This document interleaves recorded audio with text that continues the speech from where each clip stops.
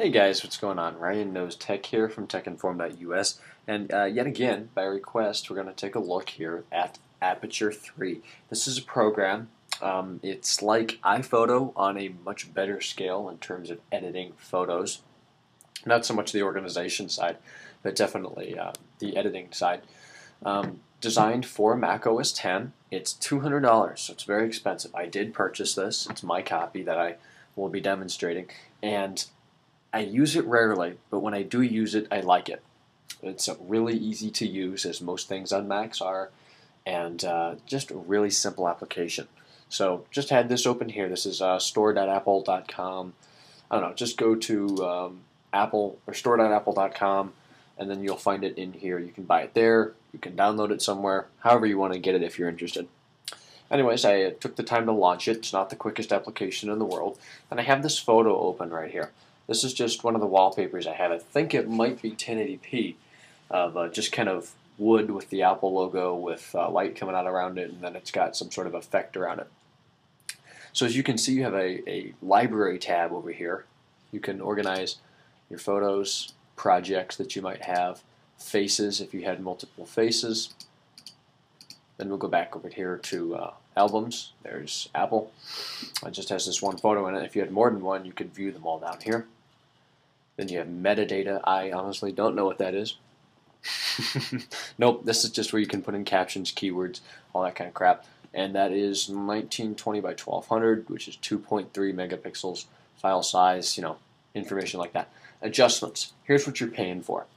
We'll go through most of this. You've got white balance. You can adjust the temperature and the tint of the color.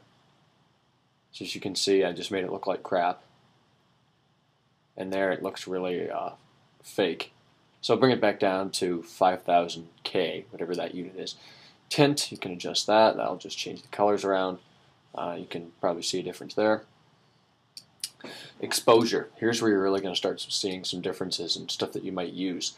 You can really see more wood and really screw up the contrast there by just sliders. How easy is that? You slide it. It takes just a second to adjust it.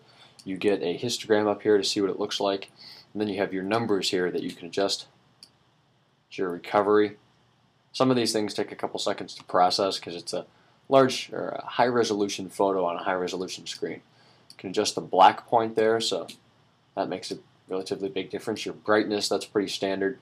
You can make it look awful on either spectrum.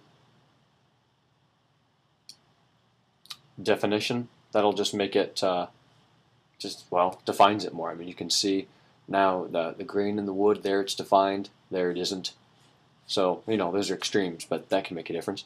Saturation, you can adjust the color saturation here.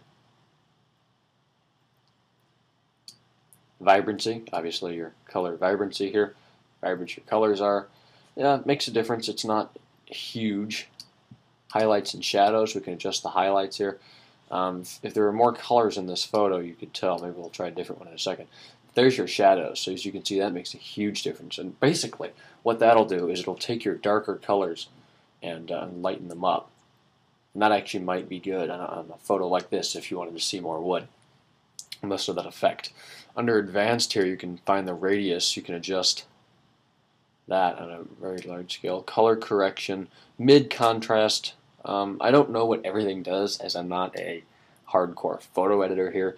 You can mess with these colors here, I guess. I don't really know how all of this works. I know that I do not use this application to its full extent. There's a lot more that I could do with it, but I essentially just mess around with this adjustments tab here. Now you can put names in it and tag faces like you can with iPhoto. You can email it, put it on MobileMe, Facebook it, or Flickr it from right here. Let's say you were happy with this and you wanted to export it. You go to File, Export. You want to export a version of the photo. Say your desktop, make it a JPEG. That's okay. Export version. Switch desktop spaces. And there it is, apple12.jpg. So it didn't make that much of a difference over what I had before. Where did Aperture go? There it is. There's also your inspector here. That's just going to, let's get rid of that. Inspector, Apple stuff, you get these tools down here. You got red eye. This is more basic. You can do retouch here, skin smoothing, which is nice, dodge, which will lighten some stuff, and this just gives you a wand. So as you can see, I just drew it there, go down, over. You can adjust how big the wand is, the brush size, softness, the strength of it. Lots of effects. I definitely highly recommend this program. Definitely not over something like Light Booth or Sound Booth for audio from Adobe, but it's very easy to use. It's very intuitive. Everything is in a GUI, so nothing too confusing. Messing around with code, but in a video editing or picture editing program that would not be expected anyways. Here's a feature that is actually quite useful that I use. So you have a picture and it's crooked. Well, you can adjust it now. You get a nice grid here. I always have that with a picture of a horizon or something that's crooked, so I come in here, put it on a grid, figure it out. You can do a crop here. Say you want a 3:4 aspect ratio. Make your width 1024, and then that would make your height 768. And now you have a crop of approximately that resolution. Say you're making this fit on something else. So that could be useful. And there's your new picture. Red eye down here again. Then you have your lots of tools here: vibrancy, definition, contrast. Lots of stuff that was in the adjustments tab, so that's nice. Now you can organize it here by faces and places if your camera geotags it. You get a browser of all the photos. If you want to delete one, hit your backspace key, and maybe it won't disappear, probably because I have it open. Delete preview maybe. Yeah, it's just a really nice interface. It's a fairly large program, I think. I think it was on a DVD instead of a CD. Have to check that.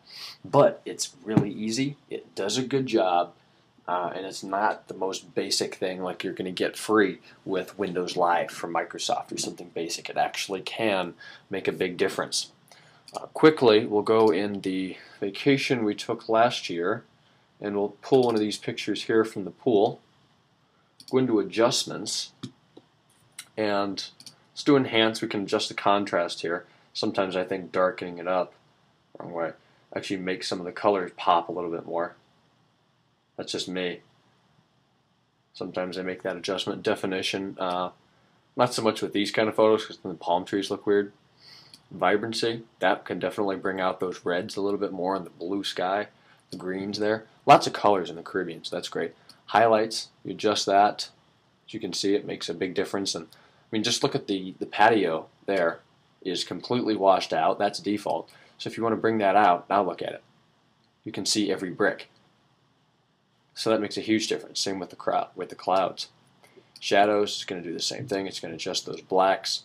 I would leave that default, honestly. I've never found a way to applicate that to make that look better. So anyways, said it again. I will say it again. It's easy. It works great. I highly recommend it for basic all the way up to semi-pro photo editing. I really like it. This is Aperture 3. I do not believe there's a PC version of this software, but works great in OS 10. It's a little expensive, but if you think you're going to use it a lot, then it's definitely worth it. So let me know what you think. Do you have it? Do you like it? Do you want it? Is it worth it to you?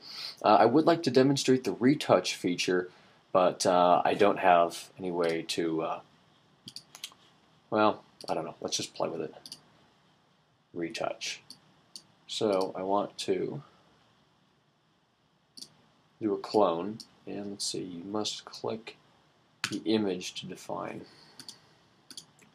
I've done this before.